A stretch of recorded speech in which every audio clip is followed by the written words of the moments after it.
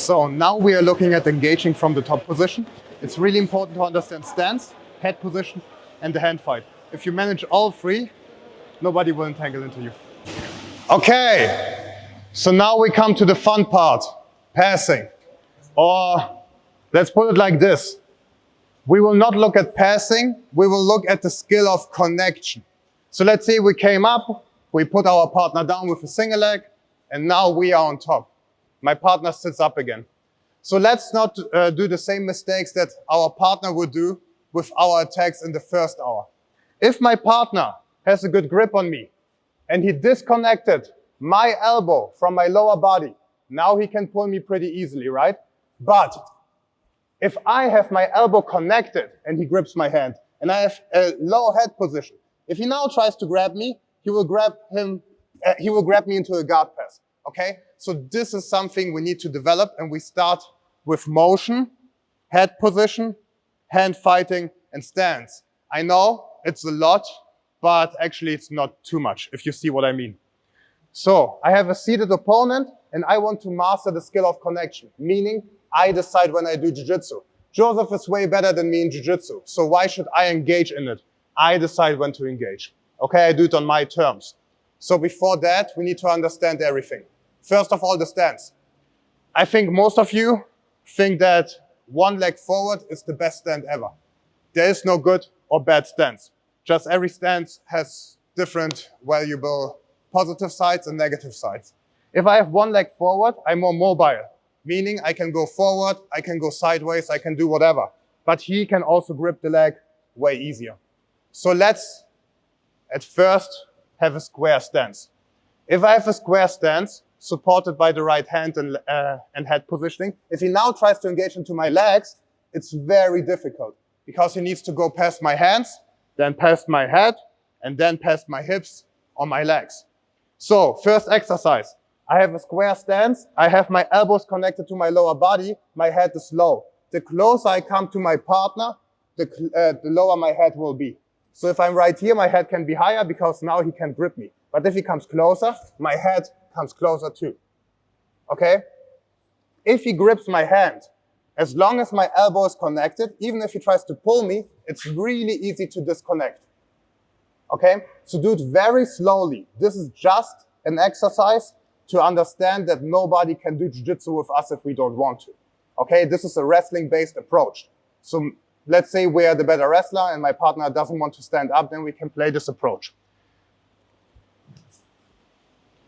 Jozef's goal is to connect me into me and off-balance me. I have my elbows connected, my head is low, I have a square stance. If he grabs me, I break the grip, I go back. I can even go forward. If he grips me and I'm connected, my head is low, he can't really pull me. Try to pull me? Yeah, it's almost impossible. Okay, so let's play a little like this.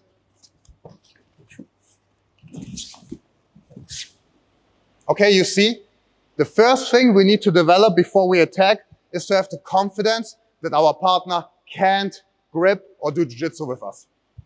Okay, one more time. Square stance. My hands are in the front, not my head.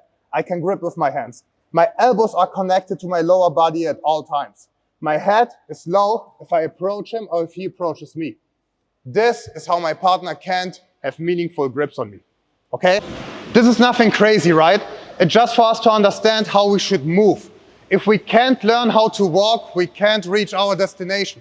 So we need to learn how to move, how to have our hands positioned properly, how to have our head in the right position.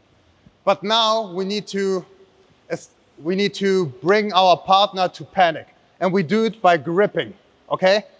Now we were defensive, we switched to an offensive mindset.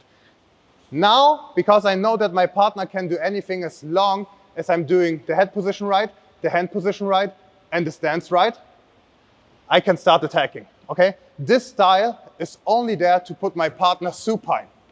This is our biggest goal in these 2-3 movements that I show you. And why do I want to bring my partner supine? Let's switch back to the beginning of the seminar where Jozef explained how it's very beneficial for the top partner if the lower partner is supine, because now he can chase me down.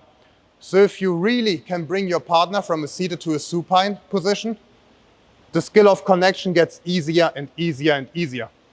okay? So my partner can't engage into me, he can't entangle me. Now I need to be offensive. Let's play a little game, and we call it the head pulling game. My partner is only allowed to have his head in front of the hips, okay? You see, this is the hip line. If he goes behind the hips, I'm like, haha, gotcha. And we start from the beginning. So now I just combine everything that we did with a collar tie. And please, if you do a collar tie, don't stay here. Why? Because we broke the first rule. My elbows are disconnected from my lower body. He can attack me from there. So this is why I only do this. I pull my hand back. So now if you try to grab me, it's really difficult. And what will happen if the head is behind the hips? Now if I push my partner, it's way easier, okay? If I try to push him where his head is in front, he can separate my elbow from my lower body and everything else, okay? But if I pull his head and he goes back because he doesn't like the collar tie, now I can force my partner supine. And if he tries to grab me from here, it's almost impossible. And I can crowd him the whole time, okay? If it takes 2 minutes, perfect. If it takes 10 seconds, perfect. And the last thing, please stay connected. The biggest mistake I see when people try to force the partner supine is they're opening up their elbows and they lose head position, okay? If you have head position, and if you're not losing this grip, if he now tries to pull me, he will pull me into a guard pass. So if you manage to understand this and this, it will be very difficult to off-balance you. Look at all of Jozef's matches. He's always like this. And this is why he can get into advantages, into good positions. So we do everything as before. My partner tries to grip me. I'm not allowing it. I collar tie, I collar tie. And the moment I see him going back, I can push or pull on the legs. But I have head position and I have my elbows connected. So I pull, he goes back, bam. And now I force my partner supine. And then Jozef can show you all the passing magic from there. It's pretty simple, right? Do you have any questions? No? Let's do it, 3, 2, 1. What do you benefit from doing this game? Well, it makes you a lot more annoying when you're engaging people on bottom. So it's really practicing this engagement phase and trying to make it so that you're really trying to put the person on bottom on the back foot and then attacking them for that. Right? But what about this? I like this. Because if I have it connected, pull me in. Pull me in. Yeah. You feel that? You're getting passed. Now you want to push me away. Why is it? Yeah. Because I have lower head position and my elbows are connected to my lower body. You want to say you just waiting for my hook? No, to be honest, if I do it properly, try to put a hook in. Because I'm connected, I can push the hooks away. So let's say... Yeah. This is good for me. Try to double koichi me, that I try to do. You feel that? It's because I'm connected. Feel it? Stay connected. Have your head low. What am I going to do from you? Have your head lower. Yeah. What am I going to do from you? Exactly. Exactly. This is what Jozef does.